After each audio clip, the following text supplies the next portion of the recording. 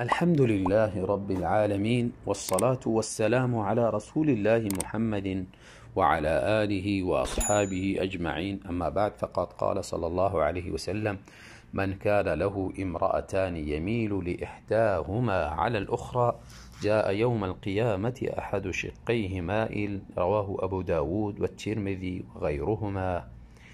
یکی از مشکلات بزرگ و عمده در میان بعضی از مردانی که تعدد دارن، یعنی چند خانم دارن، وجود داره این است که عدل و انصاف و برابری را در میان خانمهای خود رعایت نمی کنند. این نه تنها یک مشکلی بزرگ، بلکه یکی از گناهان کبیره است که چنین اشخاص انجام می دهند. شریعت اسلامی وقتی که تعدد را بر یک مرد اجازه داده، یعنی اجازه داده که چند خانم در یک وقت در عقد نکاح خود داشته باشه، 2 تا یا 3 تا، حدی اعلا 4 تا. همراه از این شریعت تأکید میکنه که در میان زنها عدل و انصاف را باید انسان رعایت بکند. وقتی که شخصی توانایی عدل و انصاف را در خود نمی بیند، در این صورت از تعدد اجتناب بکند. الله تعالی می فرماید: و این خفتم الا تعدلوا فواحده. وقتی که شما ترسیدید و از آینده خود هراس داشتید که ما عدل و انصاف را رعایت کرده نمیتونیم، در این صورت به یکی اکتفا کنید، یکی مسئولیتش کم و خطرش هم کم. اما کسانی که در خود این توانایی را میبینن و تعدد میکنن، یعنی 2 تا یا 3 تا یا 4 تا زن میگیرن، در این صورت واجب است بالایشان که رعایتی که عدلی که در توانشان است او را رعایت بکند. اما عدلی که در توانشان نیست با او مؤاخذه نمیشه. آیتی در سوره نساء الله تعالی می فرماید: ولن تستطيعوا ان تعدلوا بين النساء ولو حرصتم فلا تميلوا كل الميل فتذروها كالمعلقه. این آیت اشاره میکنه به 2 نوع عدل که یکی در اختیار انسان است، در توانش است که او را رعایت بکنه، یکی دیگری در اختیارش نیست. الله تعالی میفرماید: ولن تستطيعوا ان تعدلوا بين النساء ولو حرصتم. شما هرچی تلاش کنید، کوشش کنید و حرص داشته باشید که در میان زنهای خود عدالت را بیارید، این در استطاعتتان نیست، در توانتان نیست، این کار کرده نمیتوانید. اینجا مراد اشاره است به همون عدل میلان قلبی، محبت قلبی که در توان انسان نیست. رسول الله صلی الله علیه و سلم در دعایشان فرمودن: یا الله، این تقسیمی است که ما در میان زنهای خود آوردم و این در ملک ما، در اختیاری ما بود. یعنی نفقه همه را پورا یک قسم میدادن و لباس و همه لوازم زندگی را، و آنچه که در اختیار من نیست و در ملک من نیست، در ملک تو از من، با او مؤاخذه نکو. کنایه از محبت قلبیشان که رسول الله صلی الله علیه وسلم با عایشه رضی الله عنها نسبت به دیگر زنهایشان محبتی خاصی داشتن و انسان به این نوع عدل مؤاخذه نمیشه. یعنی اگر ایره رعایت کرده نتوانست، مؤاخذه نمیشه. و قسم دیگری از عدل آیت اشاره میکند، میفرماید که فلا تمیلوا کل المیل فتذروها كالمعلقه. یعنی عدل دیگری در اختیار انسان است و او مسکن، نفقه، لباس، خوردنی، نوشیدنی و بستری خواب، همه از اینها در اختیار انسان است. در این صورت انسان به یک طرف میلان نکنه و جانب دیگر معلقه نگذارد.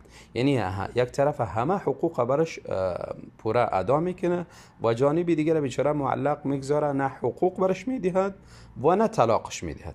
یعنی بنام یزی معلق است اما از حقوق کاملا محروم است و حتی طلاق هم نمیدهد. بیچاره رفته زندگی خدا برابر کنه و کسی دیگر شوهر کنه تا اینکه از زندگی بهره ببرد. پس در این نوع عدالت اگر انسان وقتی که رعایت نمیکنه مؤاخذه میشه. و حدیثی که در ابتدا خواندم همین نوع عدالت اشاره میکنه، کسی اگر ایره رعایت نکرد روز قیامت چنین جزا را میبیند. رسول الله صلی الله علیه و سلم فرمودن: من کان له امرأتان، کسی که 2 تا زن دارد، حد ادنای مو تعدد ذکر میکنه، یعنی اگر 3 تا یا 4 تا هم داشت، اگر رعایت نکرد، عدل در میانشان نداشت، چنین جزا را هم او شخص میبیند. یمیل لاحداهما علی الاخرى، به طرف یکی میلان دارد. 2 تا زن داره، به طرف یکی میلان داره نسبت به دیگرش. حقوق یکی را رعایت میکنه، خوردنی، نوشیدنی، مسکن یعنی خانه برش آماده میکنه و همچنان لوازم از خانه مجلل و زیبا، لوازمی که در خانه است همه برش آماده است. حقوق شبش رعایت میکنه، لوازم زندگی هر چیزی محتاج است ایره برش آماده میکنه. اما جانب مقابل از همه حقوق کاملا یا محروم است، یا این که اگر داده هم شود نسبت به اولی هیچ اصلا حقوقی نیست، در میان مساوی نیست، عدالت نیست، برابری نیست، یکی بسیار بالا، یکی نهایت پست. برای انسان لازم است وقتی که 2 تا زن داره، خوردنی هر دو یک قسم باشه، خانه هر دو یک قسم بوده باشه، لباس هر دو در یک قیمت، اگرچه رنگ و نوعیت لباس فرق میکنه لکن در یک قیمت قرار داشته باشن. و همچنان بستر خواب، یک شب نزد یکی، شب دیگری نزد دیگرش بوده باشد. وقتی که چنین عدالت اختیار نکرد، در این وقت کسی به طرف یکی میلان کرده و دیگری را گذاشته و روز قیامت میاد چنین جزا را کس میبیند احد شقیه مائل، یک طرف ازی مائل است، یک طرف ازی سنگین است، یک طرفش وزنی است، میلان داره، و طرف دیگرش سبک است، ناقص است. چون این شخص در زندگی خود در دنیا در میان خانواده خود توازن را رعایت نکرده بود، به یک طرف میلان کرده بود، بی‌عدالتی و ظلم داشت. در روز قیامت میاد نتیجه ظلم خود در بدن خود میبیند، نتیجه ظلم خود در خانواده خود که انجام داده بود او را در بدن خود میبینه که یک طرف بدنش کاملا ناقص و یک طرفش پره، یک طرفش وزنش زیاد، یک طرفش سبک. اگر انسان یک شخصی معیوبی را ببیند که پایش درد کنه یا یک طرفش بیچاره ناقص باشه، با چقدر سختی راه می رود، بسیار با سختی راه می رود و برش بسیار یک نوعی عذاب است. اما شخصی که در آخرت وقتی که حشر بشه به چنین حالت، چقدر عذاب سختی برش می باشه. و این عذاب البته قبل از اینکه اگر الله تعالی خواسته باشه ایره در جهنم عذاب بدهد، قبل از او در میدان حشری عذاب میبینه.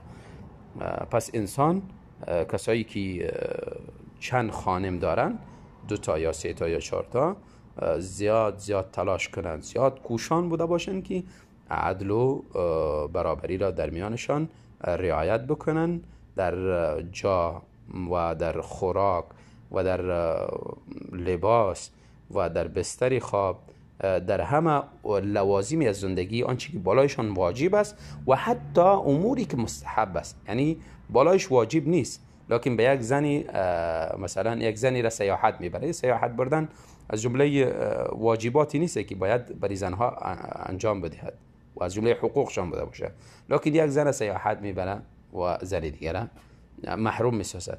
یک زنی را مثلا عمره حج میاره، دیگری را محروم میسازد.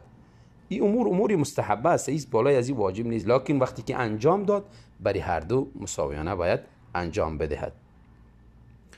و الله تعالی همه ما شما را توفیق بده و خانواده های ما شما را مطابق